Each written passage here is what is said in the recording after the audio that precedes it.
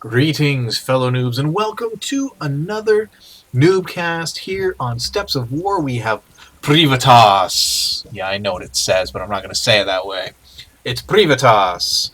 You know why? Because I notice this all the time. When Day 9 does his cast and somebody has like a crass name, like this guy. Oh, interesting spelling of hi.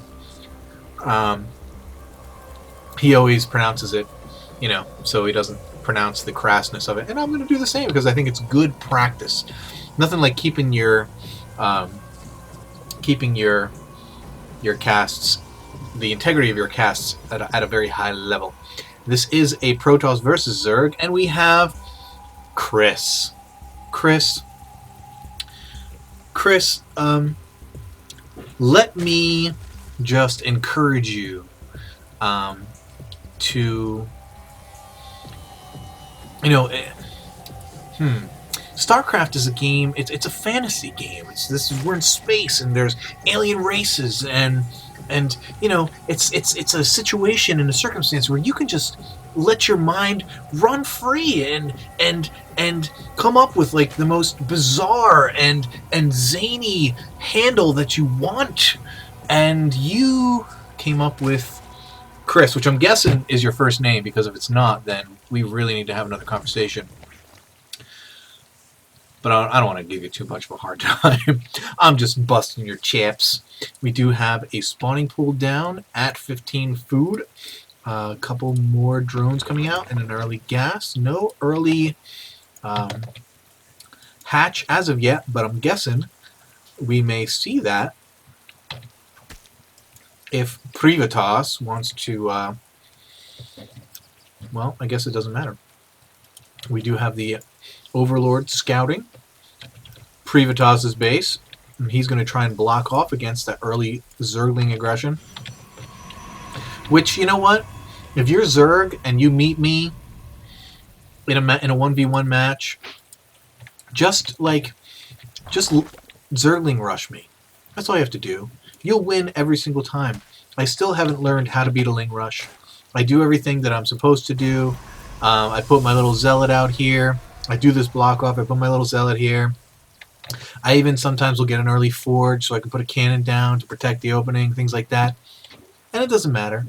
It's like, no matter what I do, the Zerglings, even if I have my Zealot on hold position right in there, he'll still somehow get in or kill my pylon or do something ridiculous, and I lose the game. In fact, it happened to me last night, and it just frustrates me to no end. If you want to see me BM, watch games of me against Zergs where I get Ling Rush. It doesn't even have to be like a 4 pool or a 6 pool, or not 4 pool. It doesn't have to be a 6 pool or even a 9 pool.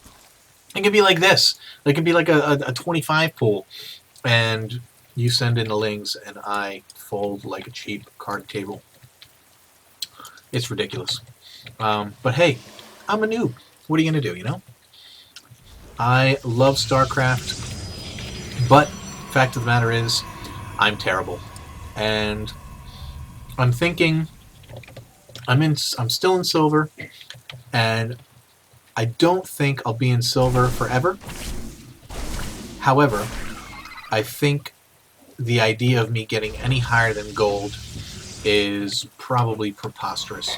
I don't think I have the mechanics to do it. Does that disqualify me from doing things like this? No. Because, and I was telling this to my 2v2 partners on the other night, if my skill matched what I perceived to be my own knowledge of the game, I would be awesome.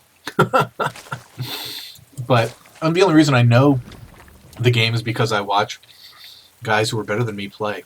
And I listen to Day 9, and I listen to guys who know more than me, and I watch Artosis and Tasteless cast GSL, and and so I know more than I am able to perform, which most teachers are like that anyway.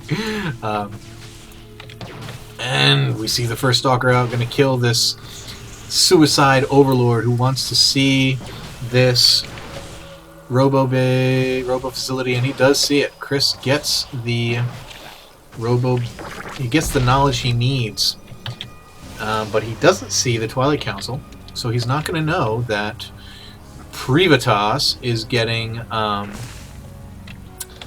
well, what's he getting? He's probably getting Charge or Blink. But he is getting Roaches, though I'm not sure, having seen the Robo facility, that Roaches is the way you want to go. Because you would have to presume that that PvZ is getting Immortals, at least this early. If he's trying to one-base Colossus, which can be done. I mean, it can be done okay. We saw it happen a little bit in recent games. But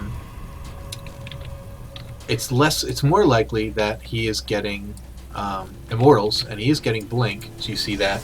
Oh man, party foul on me. No production tab. You know, if some of you guys knew me in real life, I would like come to your house and let you punch me in the face when I forget to put the production tab up, just so I would learn to do it.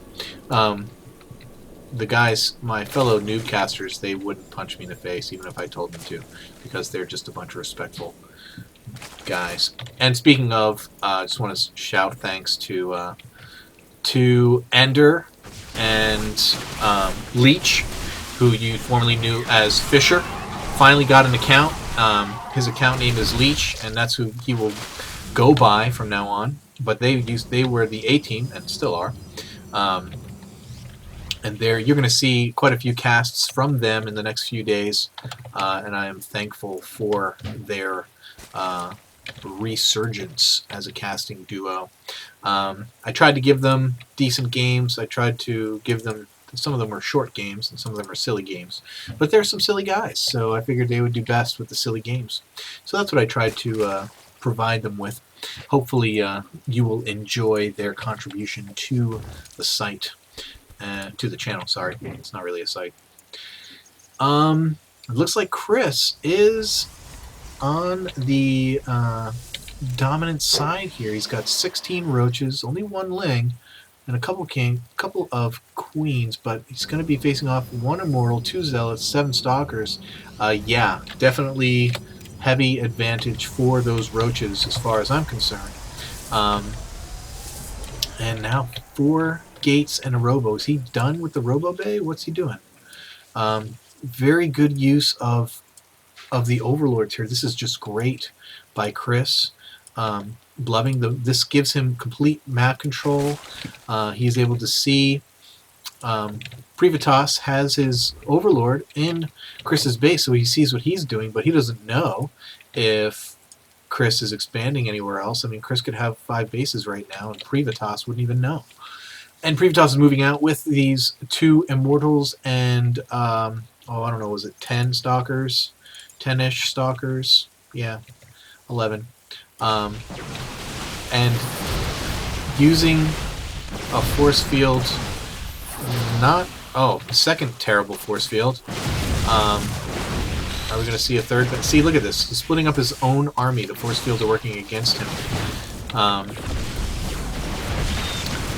But I think Chris probably did himself a disservice by trying to waiting for PvZ to get up and get further into the base. But now it looks as though, oh wow, this is pretty even, but with these reinforcements, Chris looks like he's going to have the advantage. Yes, he is, and the Stalkers are going to blink away, seeing their demise is near. We have a Spire out for Chris, and we have 1 Muta on the way.